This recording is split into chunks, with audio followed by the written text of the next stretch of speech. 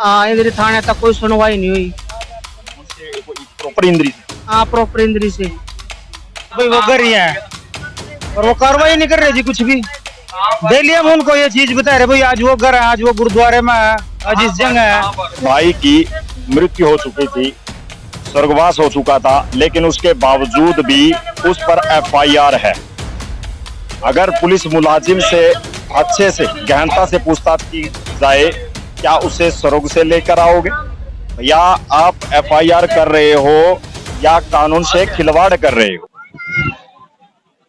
तस्वीरें हैं अंबाला शहर की, जहां पर गृह मंत्री अनिल विज का जनता दरबार लगा हुआ है। और आपको बता दूं, अलग अलग हलकों से और अलग अलग जिलों से यहाँ पर लोग अपनी जन समस्याएं लेकर आए हुए हैं। तो लोगों की आस और विश्वास गृह मंत्री अनिल विज पर टिका हुआ है। जब आला अधिकारियों से इंसाफ नहीं मिलता तो इंसाफ की गुहार लगाने के लिए तमाम यहाँ पर महिलाएं हैं चाहे पुरुष हैं, आपको तस्वीरों के माध्यम से दिखाई दे रहे होंगे, वो गृह मंत्री अनिल विज पर आस और विश्वास लेकर आए हुए हैं। फिलहाल पिछले शनिवार और बुधवार को गृह मंत्री अनिल विज का दरबार नहीं लगा, लेकिन लोगों की निगाहें टिकी थी आखिरकार इन 2 छुट्टियों के बाद गृह मंत्री अनिल विज जी किसकी छुट्टी कर दे।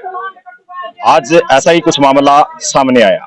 भिवानी में एक फौजी जब अपनी फरियाद लेकर गृह मंत्री अनिल विज जी के पास पहुंचा और उन्होंने फरियाद सुनाई कि मेरी पत्नी पुलिस मुलाजिम है, और उन्होंने बताया कि पुलिस मुलाजिम होते हुए जनाब मेरे को इंसाफ नहीं मिल रहा और मेरे पिताजी के ऊपर धारा 376 के तहत मुकदमा दर्ज किया गया, लेकिन उसके बाद भी मेरे पिताजी पर आरोप प्रत्यारोप लगाए गए और यहाँ तक कि डीएसपी और पुलिस की मिलीभगत के अनुसार उसके साथ मारपीट की गई, फिर भी उसको इंसाफ नहीं मिला।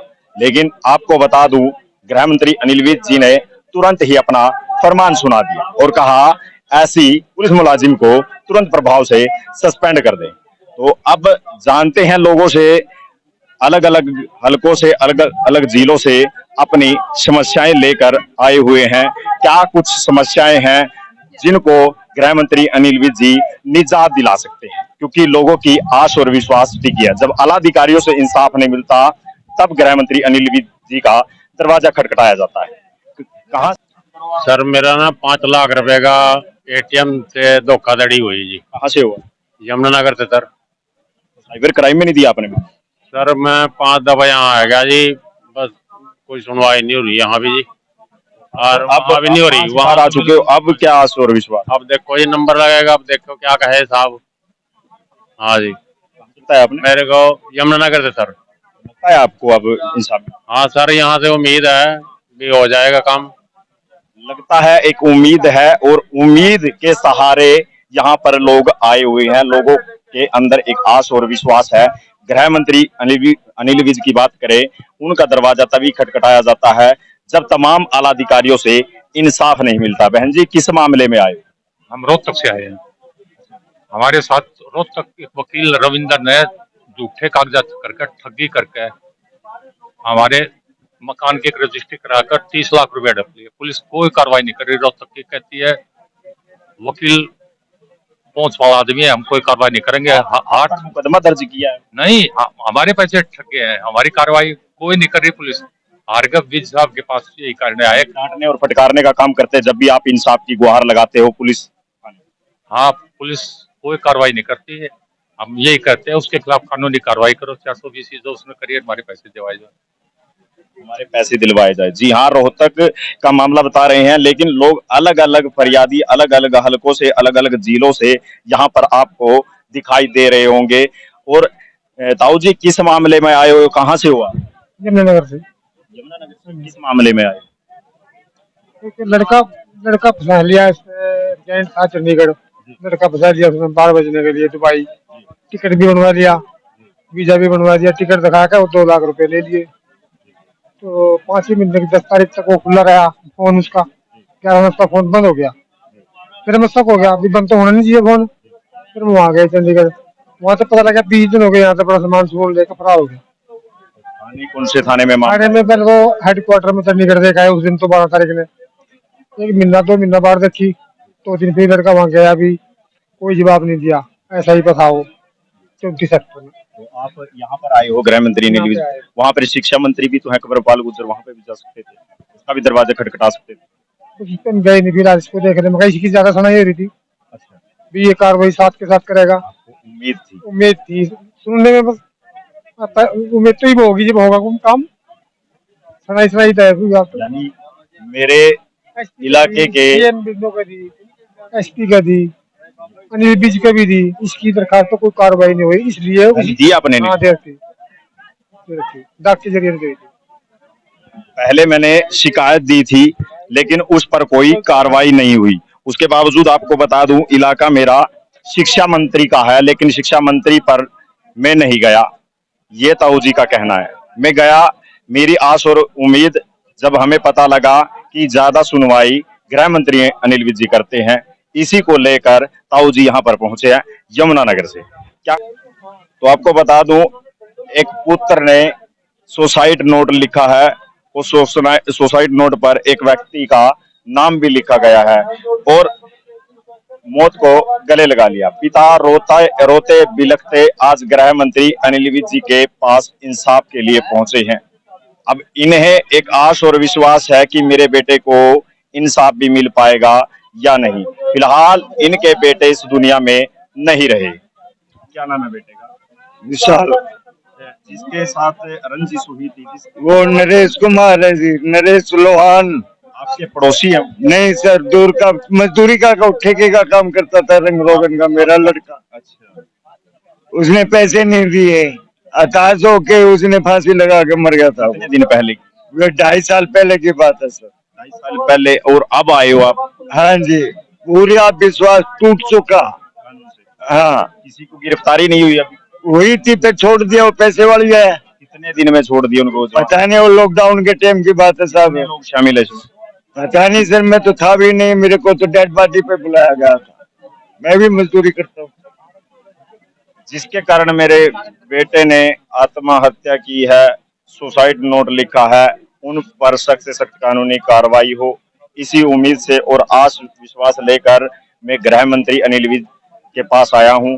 और फिलहाल पिता बता रहे हैं कि उनको जमानत दे दी गई है और पुलिस पर आरोप लगा रहे हैं कि मिलीभगत करके आरोपियों को बचाया गया। अलग चलो आप अपने बयान देखिए, आपको सुनकर अचंभा लगेगा क्योंकि हरियाणा सरकार ने बुजुर्गों की पेंशन काटी, जो जीवित थे उनको मृत घोषित कर दिया।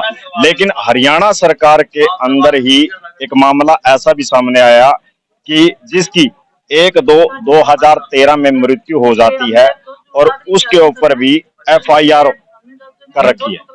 लेकिन अब ये फरियादी यहाँ पर फरियाद लेकर आया हुआ है गन्नौर से, कहता है जी 1/2/2013 को हमारे परिवार के सदस्य, आपके भाई लगते हैं, भाई, मेरे भाई की मृत्यु हो चुकी थी, स्वर्गवास हो चुका था, लेकिन उसके बावजूद भी उस पर FIR है।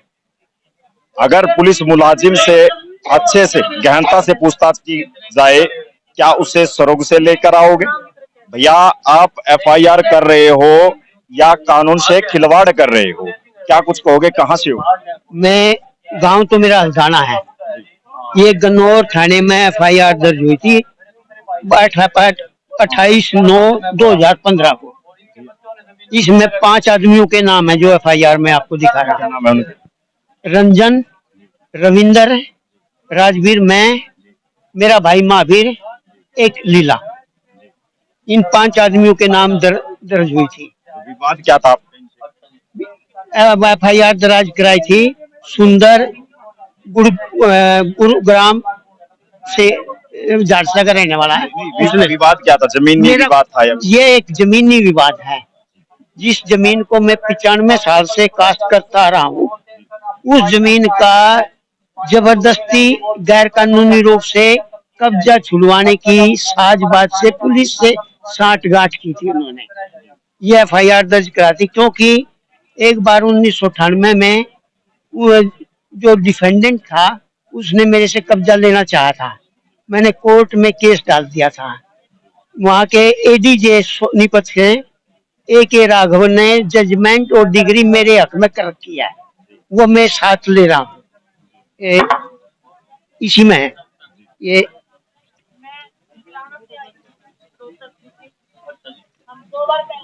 प्रकार से यहाँ पर कानून खिलवाड़ कर रहा है और कानून ही कानून की धज्जियां उड़ाने में लगा हुआ है। एक व्यक्ति की 2013 में मृत्यु हो जाती है, फिर उसके बाद मरे हुए व्यक्ति पर ही FIR हो जाती है और मुझे भी बयान कर रहा है कोर्ट में। अगू मैंने उसकी चीफ बयानों में भी और क्रॉस क्वेश्चन में भी उसको दोषी बताया मुझे। अब आपको आस पर विश्वास क्या है गृह में? मैं इनको ये लेकर के आया हूँ, पुलिस ने मेरे खिलाफ गलत व्यवहार किया। मेरे 2 लड़कों का FIR में नाम नहीं है, मनोज और जितेंद्र का। उनको 26/10/2015 को गिरफ्तार करके ले गए 3:30 बजे AM पर। तो आपने कहा नहीं कि लोकेशन निकलवा लो इनकी, अगर इनका इस जमीनी विवाद में हाथ? किनका? मेरे बेटे का आपकी जो झगड़ा चल रहा था आपसी आप लोगों का, झगड़ा नहीं हुआ। उन्होंने मोल ले ली कहीं से, मुझे पता ही नहीं। मैं तो कास्ट करता आ रहा है। ये जमीन का जजमेंट मेरे हक में हो रहा है 28/3/2002 को। 28 दो बेटे को उठाएंगे, 2 बेटे को मेरे साथ उठाया जिसका नाम नहीं है, और जिस बेटे का FIR में नाम है ड्यूटी में भी, उसको मेरे से 3 लाख रुपए लेकर के SHO ने तफ्तीश में 2/12/2015 को तफ्तीश में बेगुनाह डिक्लेयर कर दिया। आपने 3 लाख रुपए दिए, तो कोई ऑडियो वीडियो है आपके पास? नहीं, वो तो वहाँ थाने में लिए गए, वहाँ तो मोबाइल स्विच कर देते हैं। फरियादी कह रहा है कि SHO थाना प्रभारी ने मुझसे पैसे लिए गए हैं 3 से 3.5 लाख रुपए, लेकिन उसके बावजूद मेरे बेटे पर ही FIR दर्ज की जाती है। यहाँ तक कि जो मेरा भाई मृत्यु को प्राप्त हो चुका है 1/2/2013 को, उसके ऊपर भी मुकदमा दर्ज किया जाता है मरे हुए के ऊपर। फिलहाल तस्वीरें देख रहे हो अम्बाला शहर की PWD आवास।